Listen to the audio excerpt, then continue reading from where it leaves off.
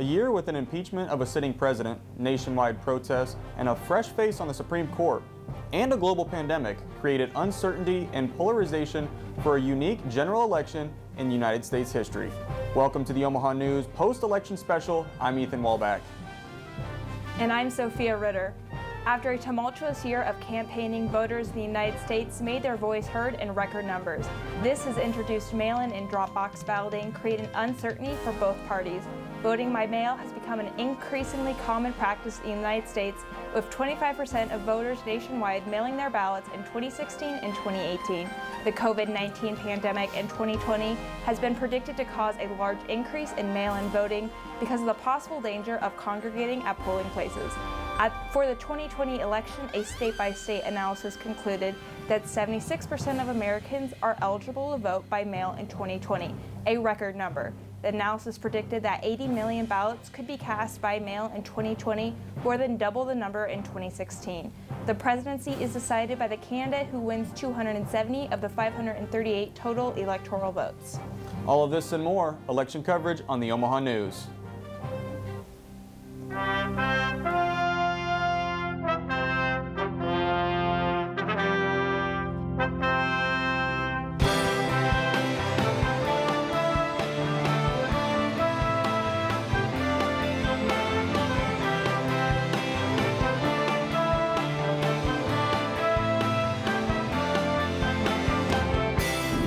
From the studios of UNO Television, this is the Omaha News.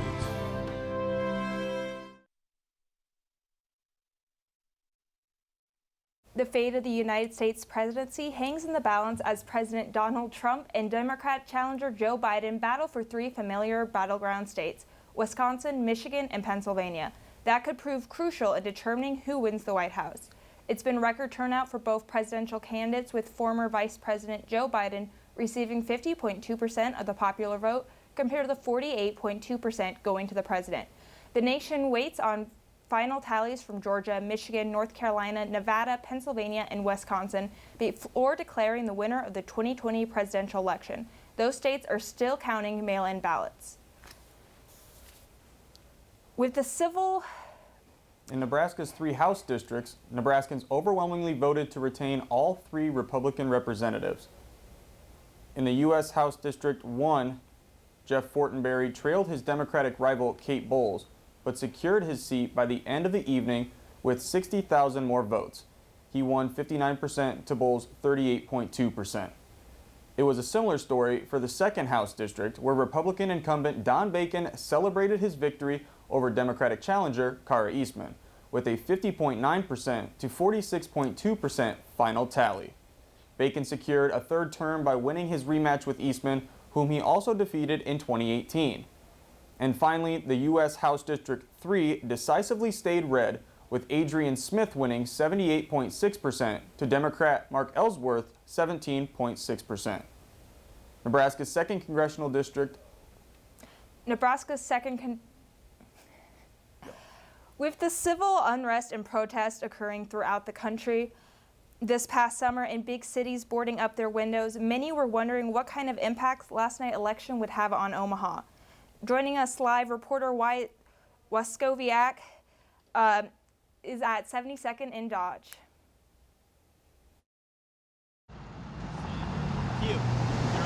All right. In 2016, there was some small downtown protests the weekend after the election, but they remained mostly peaceful. This year, with the results yet to come in, there doesn't appear to be any concerns once a president is declared.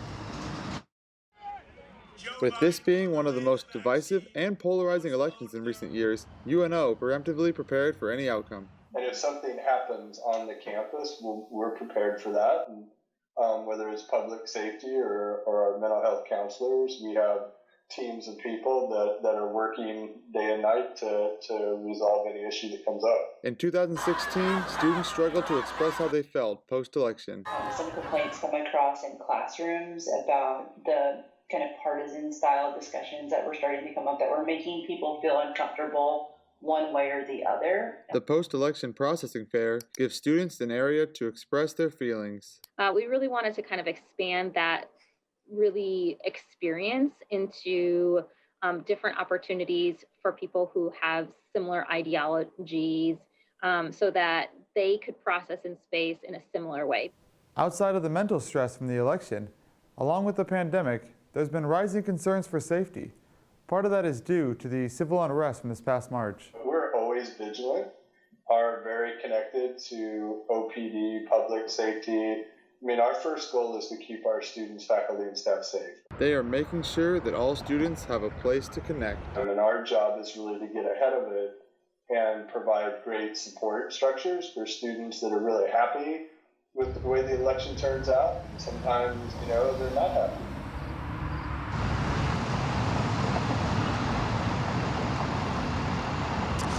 This morning, after the post-election processing fair, the turnout was less than expected, most likely due to the election not being declared.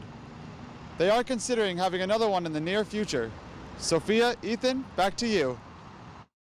Thanks, Wyatt. And coming up, we take a look at how Nebraska's Republican reputation has affected previous presidential outcomes and how it could determine future races.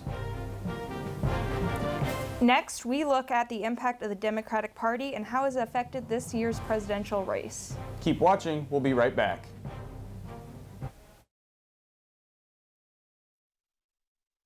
Radio isn't what your grandparents told you.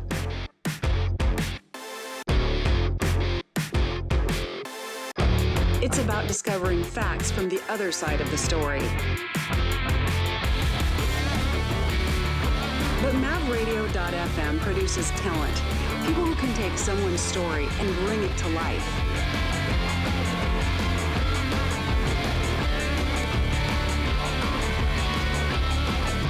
Wind, reel, and print.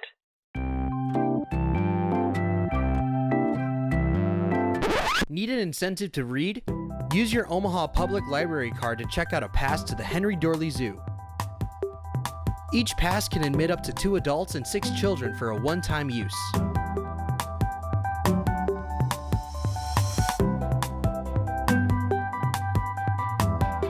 Passes are limited, so make sure to head to your library and check out a Henry Dorley Zoo pass today.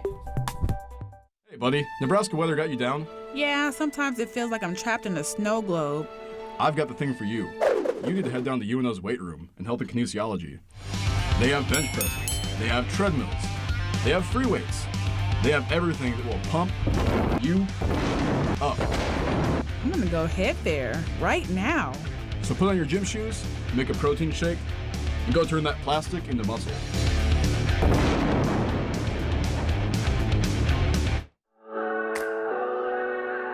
My name is Lindsay Nieper, and I teach Yoga 1 at UNO.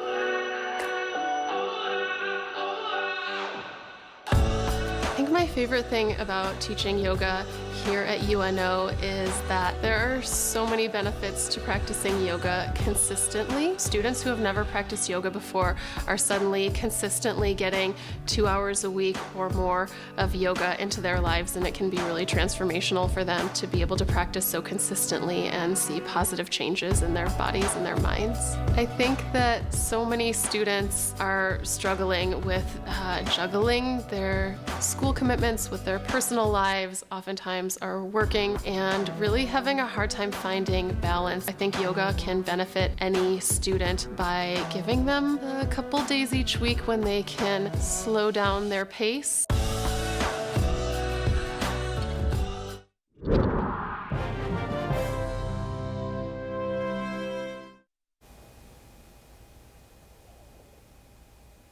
The Democratic Party is going through a transitional phase in their political ideology.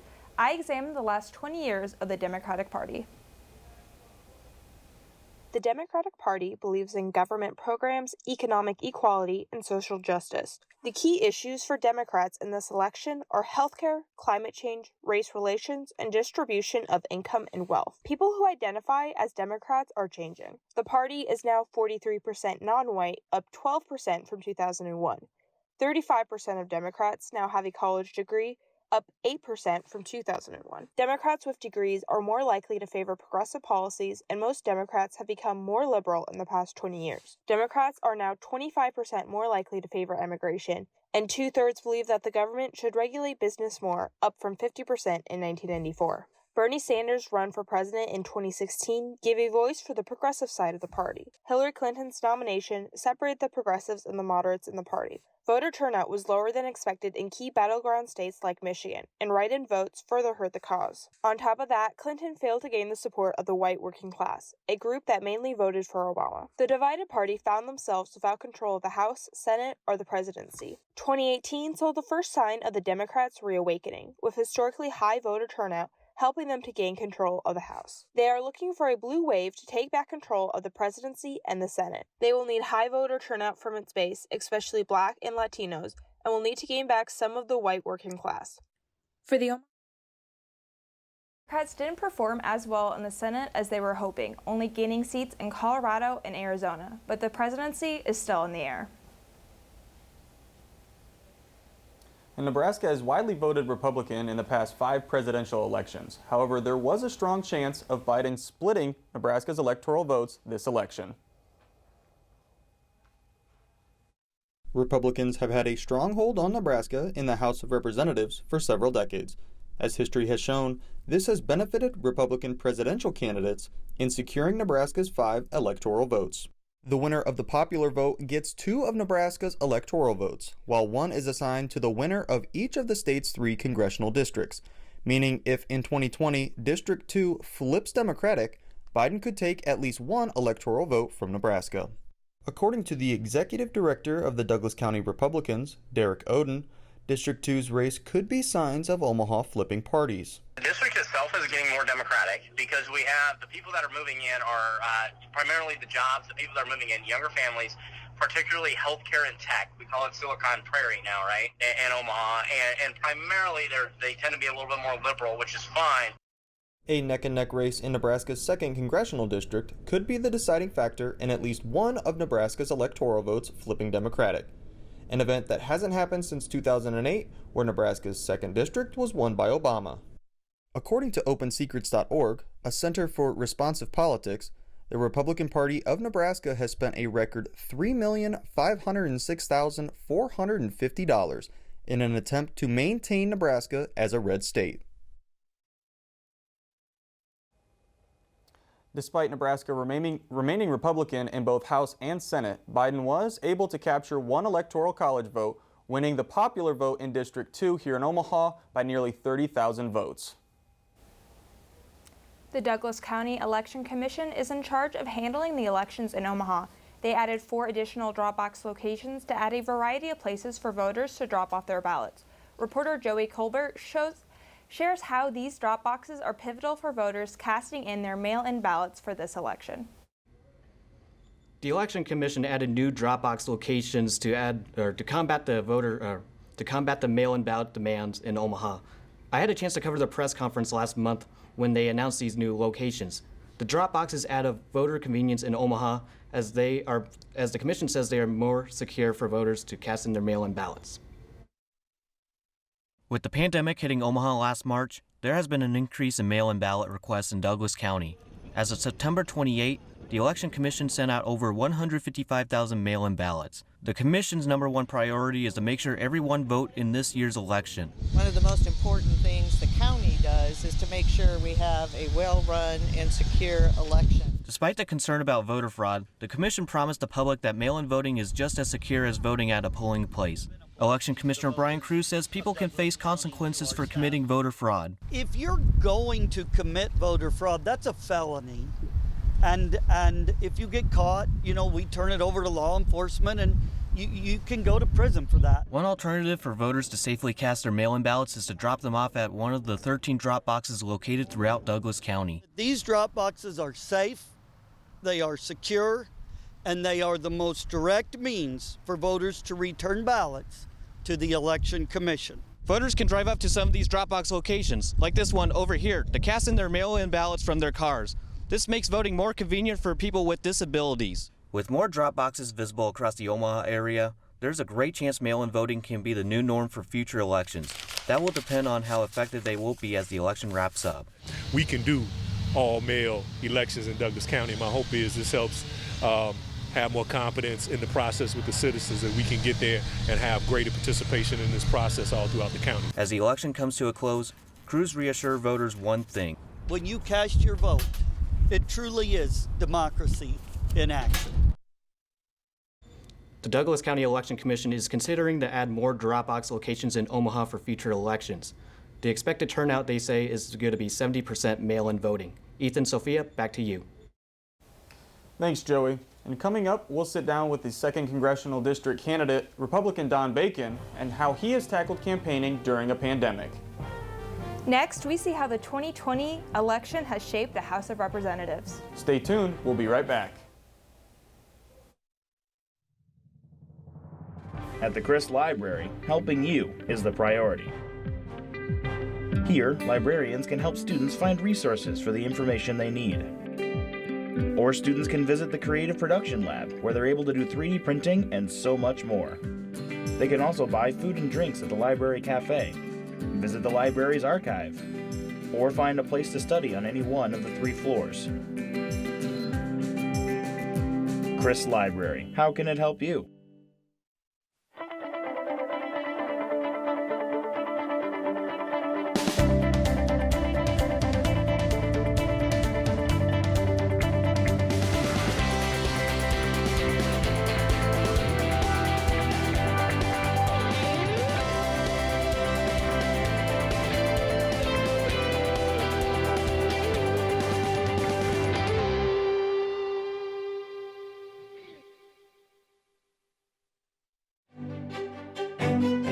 Your MAV card is your ticket. Don't lose it.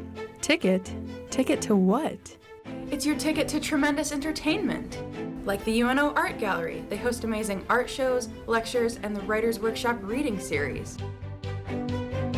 We can go to the Strauss Performing Arts Center, where we can experience live music. Or maybe the theater, where they host 4 productions a year. Your MAV card is your ticket. Where will it take you? Maverick Sports News has grown up.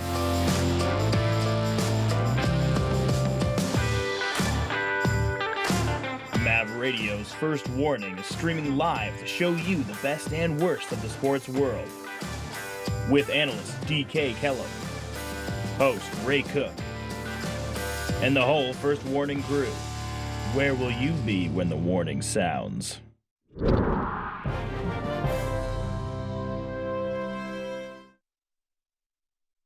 The House handily retains its majority. Democrats went into election night confident they could increase their majority in the House of Representatives, but they appear to have lost a number of key states that were won in 2018 while failing to flip seats held by valuable Republicans.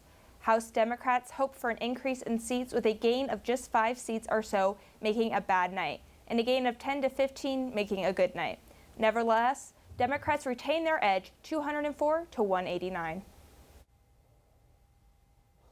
And voter apathy towards the House of Representatives may be more than just a lack of information. Reporter R.C. Miller joins us live in Studio A to tell us more.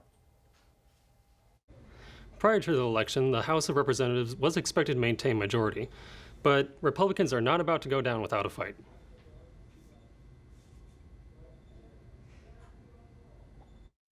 Capitol Hill appears far away from the plains of Nebraska, but the laws that are passed impact us all the same. Knowing who is making and passing those laws on our behalf is very important, so we asked around town if people knew their state representatives. I don't know. I don't know the number of how many. I just don't know. When you're running for re-election, I do not know. I'm sorry, I do not. Don Bacon, and I don't know the one way out west, and the one in the Lincoln area is Fortenberry. Currently, there are 232 Democrats, 197 Republican, and 1 Libertarian in 5 vacant slots. 21 seats would have to flip for Republicans to take control. With 435 seats in the House up for re-election, the bills that will be considered and voted upon will be determined by the majority party. Not knowing your state representatives is very common.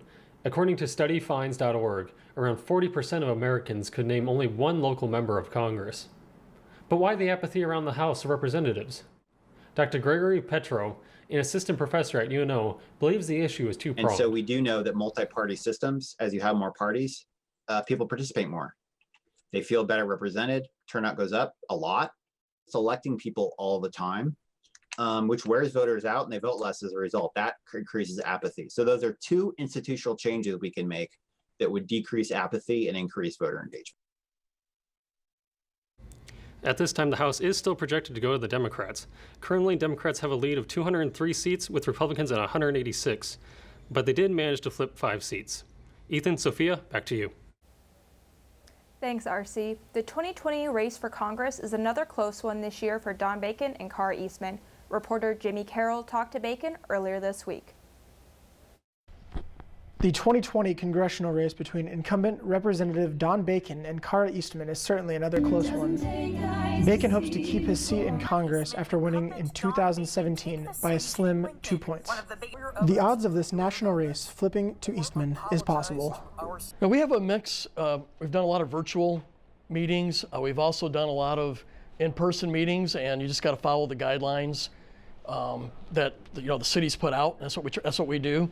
So I want to ensure, like UNFC, is like the capital of the country for pandemic response. Bacon is continuously looking to improve Nebraska's economy. We had a stagnant growth coming out of the recession of 2009. It was one of the worst recoveries since the Depression. And in the 4 years we were in, through tax reform, which was huge, we put our business taxes at a competitive rate compared to the rest of the world. You know, before tax reform, we were paying a higher tax rate than communist China. Bacon had this to say about an America he strives for. I'm going to keep working on ensuring we're the land of the free, the land of opportunity for all. Here at the Bacon headquarters, just 24 hours after the election, everyone is alert for the final results. We gave businesses stability. The net result was in 2019, we saw the highest wage growth for the medium income earners in the history of our country. It was 6.8%. For African Americans, it was 7.9%. Despite close polls, Bacon is confident he will win a second term. Since 2018, the race for Nebraska's District 2 between Bacon and Eastman has been very close, and this year's results were in favor of Bacon, winning a third term by 27%, according to Real Clear Politics. Democrat Representative Brad Ashford's endorsement was a critical turning point in this year's win. Ethan, Sophia, back to you. Thanks, Jimmy. And coming up, Cara Eastman shares her strategies on combating racial inequality and other key issues involving the 2020 election. Next, we look at how gerrymandering has affected places like Bellevue in Nebraska for this year's election. Keep it right there. We'll be right back. Coming up in 5, 4, 3, 2, 1. Faded grass to a full.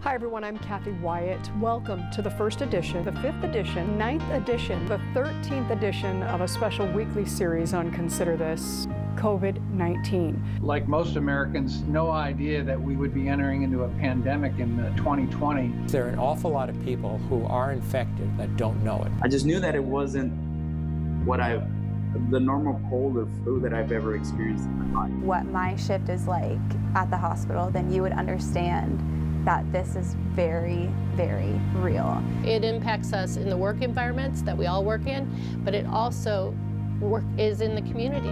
We don't have treatments, we don't have vaccine, so we need to have behavior change. Parents, I really have tremendous appreciation for all the things that parents have been asked to take on as a result of this pandemic. It's been a challenging time for some students and families and teachers alike. This virus is not going to go away, not in any time soon.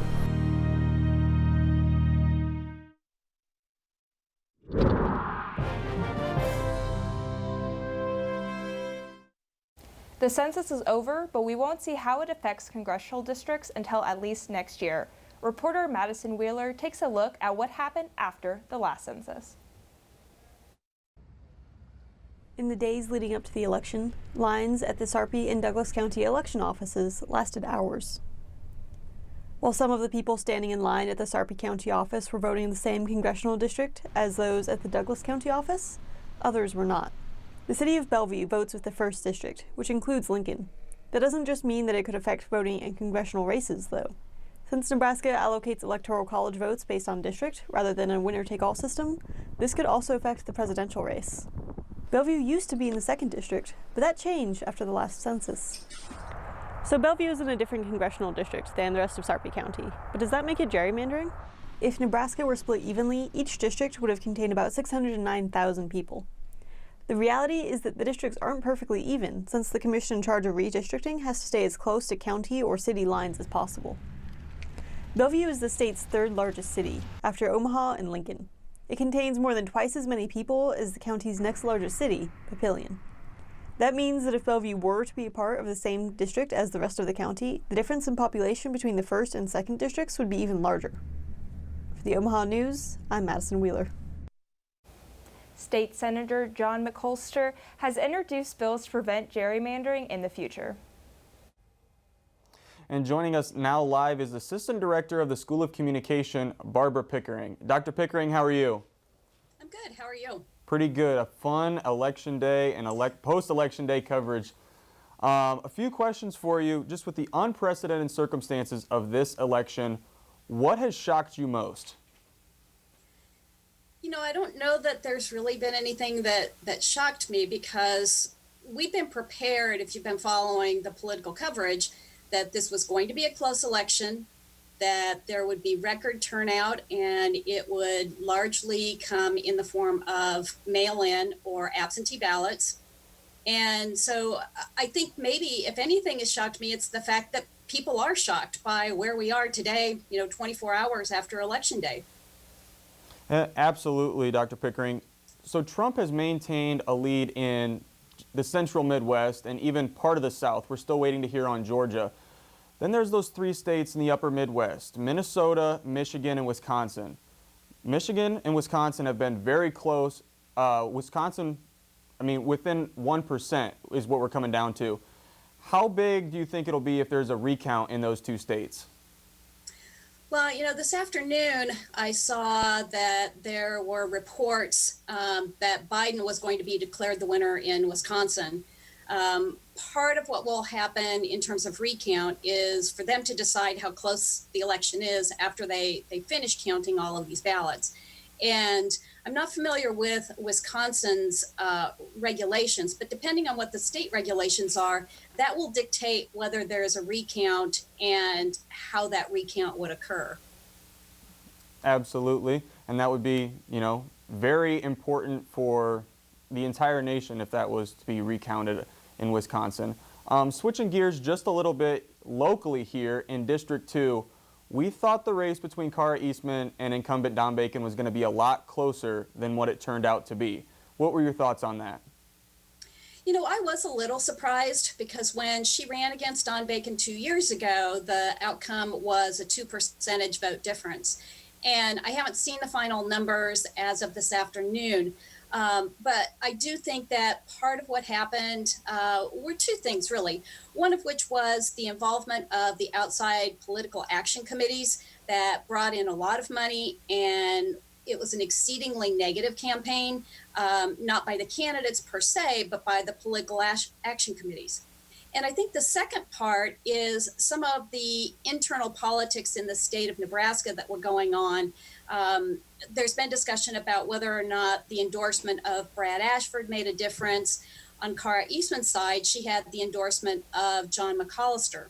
And both of those came relatively late in the campaign. So it's hard to know whether those made a difference. It seems to me that there's a pretty good chance when we look back at this, we'll find that some of those ads that targeted Cara Eastman, portraying her as a socialist and too liberal for Nebraska, may have worked. And I would agree. And Dr. Pickering, thank you so much for your insight here on the Omaha News post-election coverage. Enjoy what we have still to watch tonight. You're welcome. Cara Eastman is the 2020 congressional candidate for District 2. Eastman has worked in the nonprofit and local community sectors for over 20 years. Eastman believes that this experience makes her qualified for the position. The polls between these two campaigns have been neck and neck this entire year, as both candidates have led the way at one point or another. According to 578, both candidates have led with no more than 7 points at a given time. I caught up with Cara Eastman on her campaign trail, where she urged her supporters to use their voices in this very important election. I always felt like I wished that our elected officials, that the members of our federal delegation would have called upon me for my expertise in housing, public health, lead poisoning prevention, and that didn't really happen. Along with immigration, education, and income equality, some major points Eastman wants to address is racial injustice and jobs in the economy. Eastman hopes to achieve these goals by creating an equity plan. So we created an equity plan based on the experience that I've had, based on the expertise that I have. Eastman's equity plan establishes points of housing policy, jobs and economy, education policy, transportation and mobility, and public health. Cara Eastman is all for solving the racial injustice our country has seen and experienced. She hopes to do this by providing multiple advocacy groups here in the Omaha community. Creating programs that could be a model for the country. So I have pledged to create an advisory group. Let's find ways to actually interact with the community moving forward, and we need liaisons. So I would like to create an advisory committee, a number of them actually, but one specifically to address racial injustice in our community. Eastman hopes to win the 2020 election over her opponent, Don Bacon, come November 3rd. Back in 2018, Don Bacon and Cara Eastman went toe-to-toe, where Bacon won with a 26% point difference. This year, Bacon defeated Eastman yet again with a 27% point difference for the congressional seat in Nebraska's District 2. Ethan and Sophia, back to you. Thanks, Rebecca. And coming up, we take a look at how COVID-19 pandemic has affected voter turnout in this year's election. Next, a ballot initiative that has been active since 1875 has been overturned. Stay tuned, we'll be right back.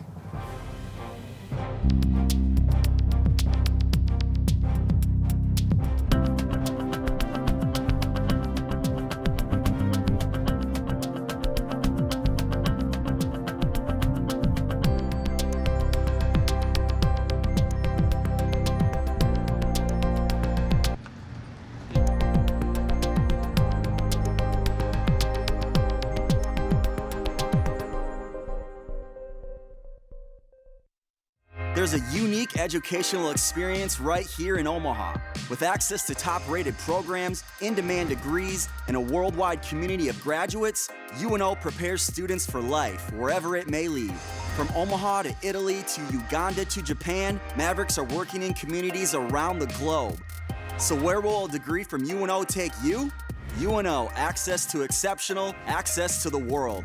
Learn more at unomaha.edu. Explore the historic Blackstone District in Omaha, Nebraska. With over a dozen restaurants, bars, and social settings, you can experience everything the iconic district has to offer.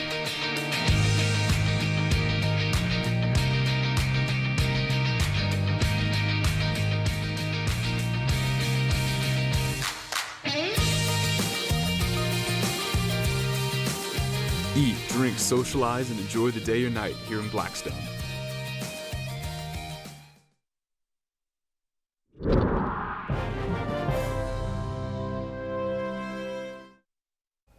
The state's voters had their say whether to expand gambling in the state of Nebraska or not, whether to cap payday lender interest rates, and whether to remove slavery from the state's constitution.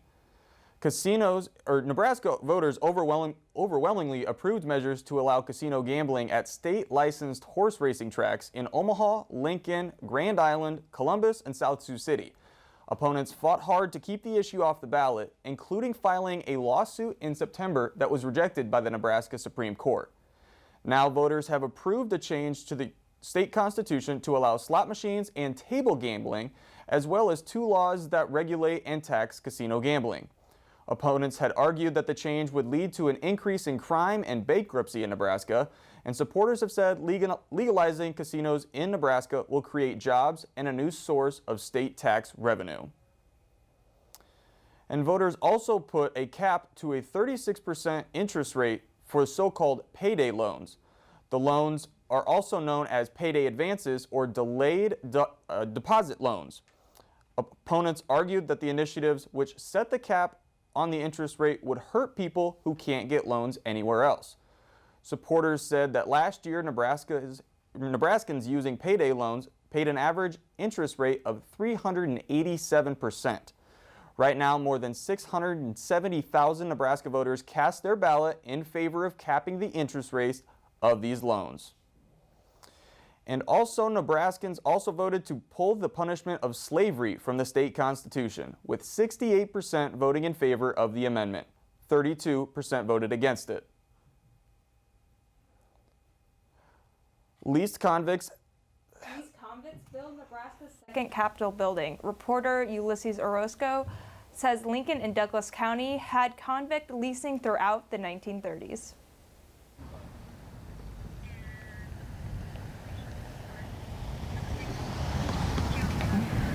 Thanks, Ethan and Sophia. Currently, the Nebraska ballot measures 68% for and 31% against. This is a highly symbolic vote by nature, but one of the components that surprised most folk was that it does not affect work programs in prisons.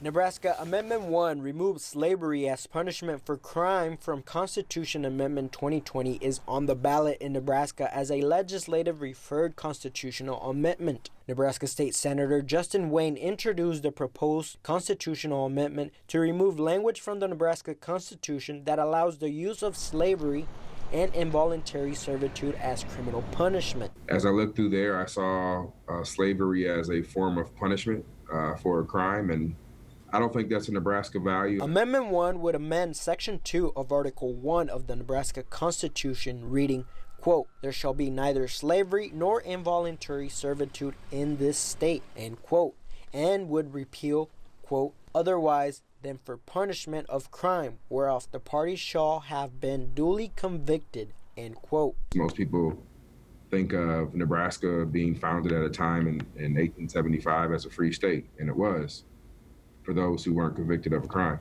Senator Wayne says one of the biggest reasons why people might oppose the proposal is because of the confusion that it will affect prisons. It doesn't stop prisons from allowing people to work in prisons at a reduced rate. Senator Wayne says though they did not know the symbolism behind the bill in 2019 when it was passed, in this time of racial tension, it shows that we're trying to move forward as a state. One compelling remark Senator Wayne said was he did not want his great-great-grandkids to look back at Nebraska's Constitution and say, wow, they still allowed slavery? Now, the exemption is no longer in use. Convict leasing was last used in 1942 when it was outlawed at the federal level. Ethan, Rebecca, Sophia, back to you. Thanks, Ulysses. And the Douglas County Election Commission says primary election voter turnout is the center at Iowa State thinks the biggest issue for Iowans in this election is health care. Healthcare is an issue. There's some conversation about. Teresa Greenfield's website and literature seem to indicate something similar, but Senator Ernst thinks the most pressing issue for most Iowans right now is getting the state's economy back on track and dropping the unemployment rate once again. Now again, the race was decided in favor of Senator Ernst's re-election. This may have been due to the 99 counties tour that Ernst and Governor Reynolds made in an effort to reach all of Iowa. Sophia and Ethan, back to you. Thanks, Jared. And coming up, we take a look at Ben Sass's journey to becoming the Senator of Nebraska. Next, as polling numbers have surpassed totals from 2016, we learn from a former senator how important it is to vote. Don't go anywhere. We'll be right back.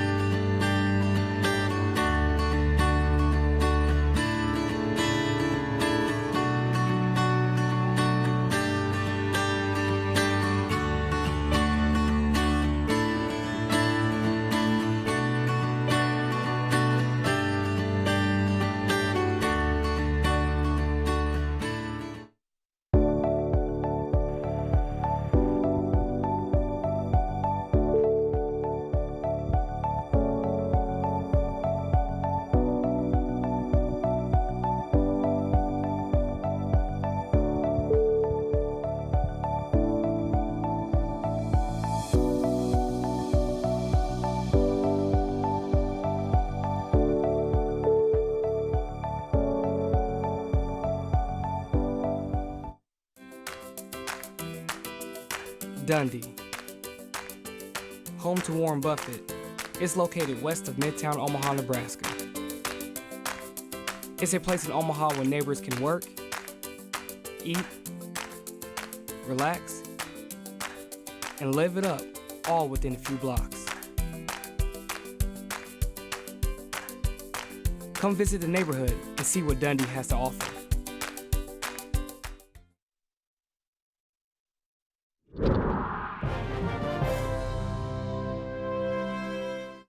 The state of Nebraska hasn't had a senator affiliated with the Democratic Party since 2006. Reporter Larissa Leone spoke with former Democratic Senator Ben Nelson on how he feels about the Senate. There's a lot of uncertainty surrounding the north wing of the Capitol building. As Nebraskan voters wait in 3-hour-long lines to vote, I asked Ben Nelson how senators can ensure they do right by the Nebraskan people. I spoke with former Senator Ben Nelson about how he feels about the Senate and its changes. Nelson claims that finding common ground is essential when working in the Senate. Finding agreement is the most important thing I think you can do as an elected official. It's agreement with the public, it's agreement with your opposition, it's finding agreement. That means some give and take to find the solutions. Ben Nelson is working on a book about his time in the Senate. The release date has been pushed back due to political unrest. I wouldn't say that is a guide of how to change the Senate. I think it's lessons I've learned and experiences I've had that and I lace it with a lot of humor. Ben Nelson firmly believes that inclusiveness is key when serving as a political member. Political math has always been addition and multiplication, not division and subtraction. Political math.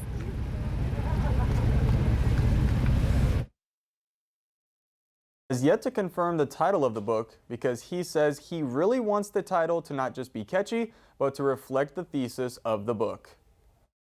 Senator Ben Sasse is a fifth-generation Nebraskan born in Plainview, Nebraska and raised in Fremont, Nebraska, and has served as the Nebraska State Senator representing the Cornhusker State since 2015. Reporter Ashanti Allen is joining us live to tell us more.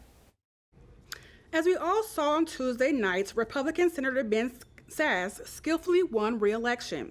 I tried reaching out to his team on several occasions, but they respectfully declined.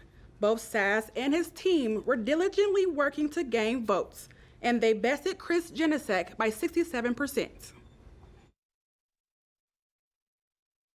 At the age of 37, Ben was the youngest college president in the nation. He spent 5 years leading Midland University. The 130-year-old college was close to going bankrupt, but became one of the nation's fastest growing colleges just 3 years later. In 2013 and 2014, Sasse and his family campaigned vigorously in a tottering campaign bus, taking the winning votes from all 93 Nebraska counties. Senator Ben Sasse has written a total of 2 books. This one right here is The Vanishing American Adults. The other book is Them, Why We Hate Each Other and How to Heal. Both books are best-selling in the nation. The Vanishing American Adults, Our Coming-of-Age Crisis and How to Rebuild a Culture of Self-Reliance. Sasse describes Americans as a drifting and aimless people, awash in material goods and yet spiritually aching for meaning.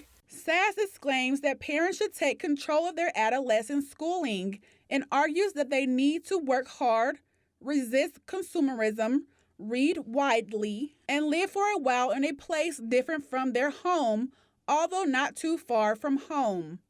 Ben believes in the holiness of life. Some babies, especially late in gestation, survive attempted abortions. We know, too, that some of these babies are left to die. Ben is working on his fights against Planned Parenthood.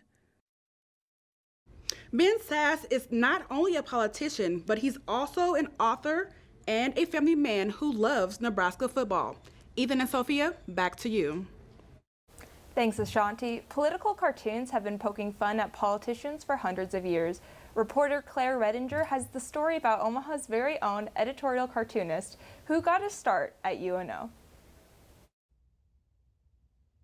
Historically, if you go back to the 1800s even, or the 1900s, a lot of newspapers had a cartoonist, and the cartoon was run on the front page.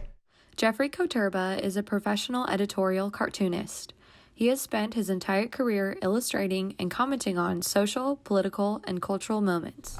Maybe looking at a particular issue, not from just the left or the right or red versus blue, but what is the third way of looking at an issue? What is a fourth way? What is a way that no one has thought about? Koterba spent 31 years at the World Herald, creating roughly 10,000 cartoons.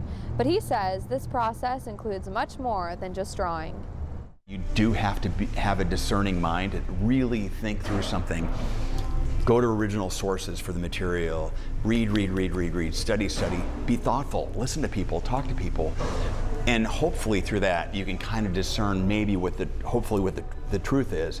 Dr. Jody Nithri Castro, a political scientist, says political cartoons have endured historically because of their wide appeal. And that kind of commentary is, so succinct and so elegant that, I think it appeals to everybody from the, kind of the low reader, the non-reader to, the most sophisticated news consumers. For the Omaha News, I'm Claire Redinger. Koterba is no longer with the World Herald, but is still continuing to create cartoons. And coming up, we take a look at how social media has affected the way Generation Z views political advertising. Next, we sit down with Nebraska's Democratic Senate nominee, Chris Janicek, and talk about his visions for Nebraska in the future. Stay tuned, we'll be right back.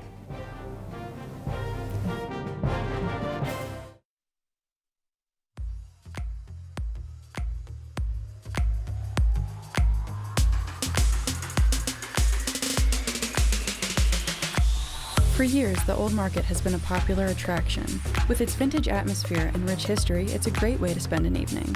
It has niche restaurants where you can grab dinner, and unique stores you can shop at, making it an exciting place to explore. So come on down and check out the Old Market, located between 10th and 13th Streets and Farnham and Jackson Streets.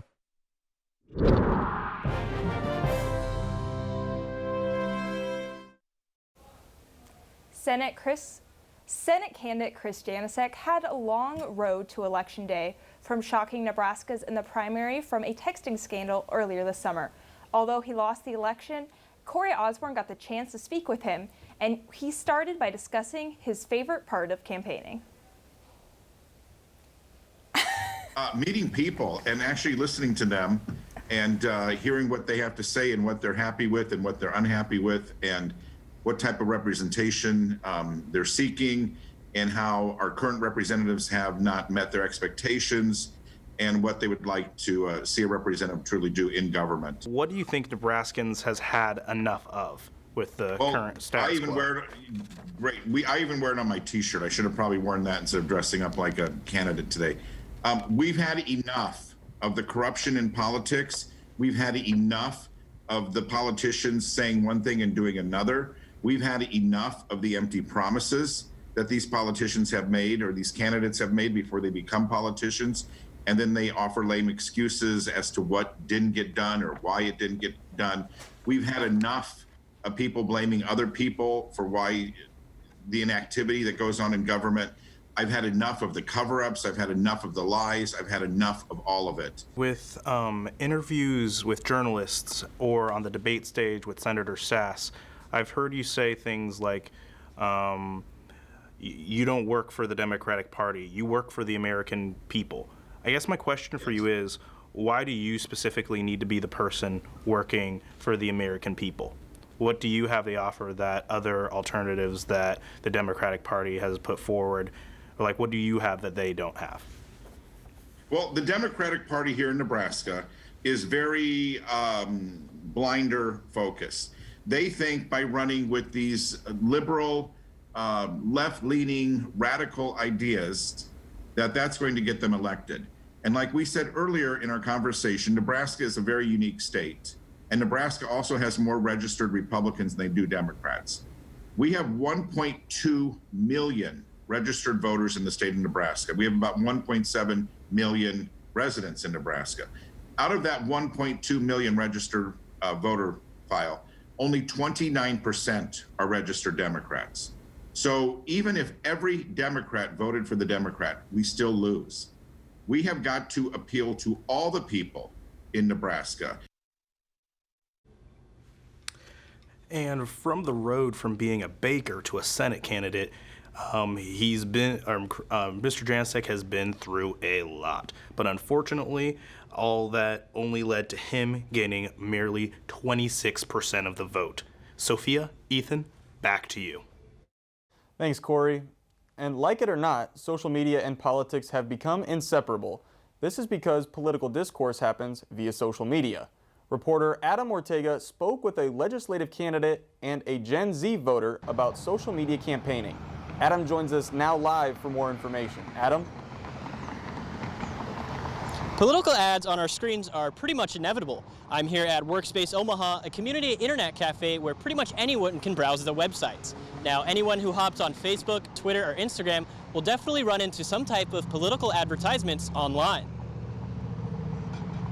Let's do this here. Platforms like Facebook and Twitter are essential for political candidates to reach their supporters. Legislative candidate Mark Snow says his team spends plenty of time and money on publishing content online. So really relying on experts and their guidance to allowing them to take the wheel and to be able to set up posts and also be able to respond to things that you might not be able to respond in a timely manner. Mark stresses the importance of engagement on social media. He says his skilled team put together his campaign brand so that was simple and clean, allowing him to stand out online. Responding is not an answer, but acknowledging that it needs to be addressed, because the worst thing is to do social media campaigning and people make comments or send you emails and you just never respond.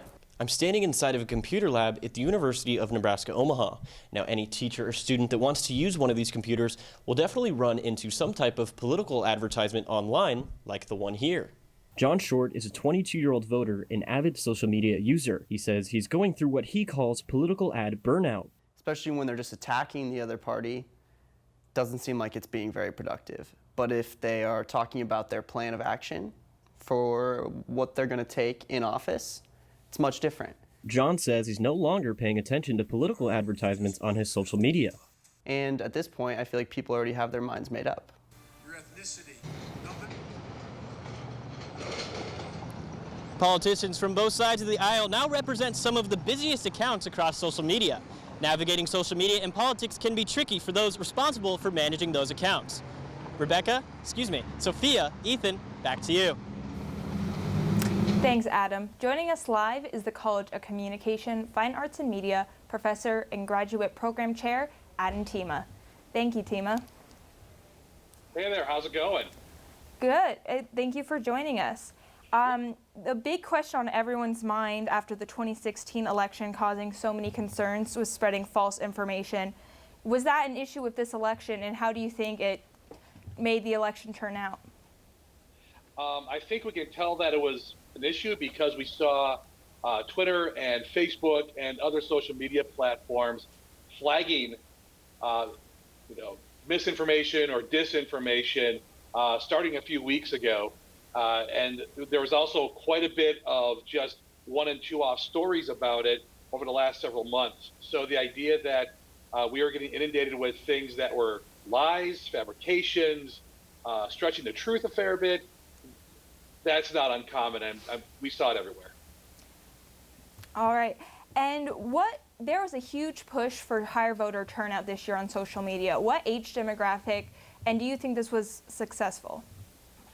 I mean, obviously, whenever you are running a campaign, you want to find whatever way it is possible to get to that next demographic. And for Gen Z, and to an extent for millennials, even not a big fan of that phrase, but here we go. Using social media platforms and a variety of them to try and get the vote out is going to be your dominant way to go for it. TV advertising does not work You can try advertising on streaming services. That might work. Radio obviously is not going to work. Print is not going to work as well. So social media is going to be the primary platform that campaigns are going to use to try and attract voters to their side and then ultimately to vote. Thank you, Tima. Thank you so much for joining us and for your insight on this election. And that's all we have for today. Join us next week for more exciting stories in your community. Follow us on Facebook and Twitter at UNO and Omaha News, or find our website for even more news and stories at unomahanews.com. From all of us here at UNO Television, thanks for watching. We'll see you next time. Did it.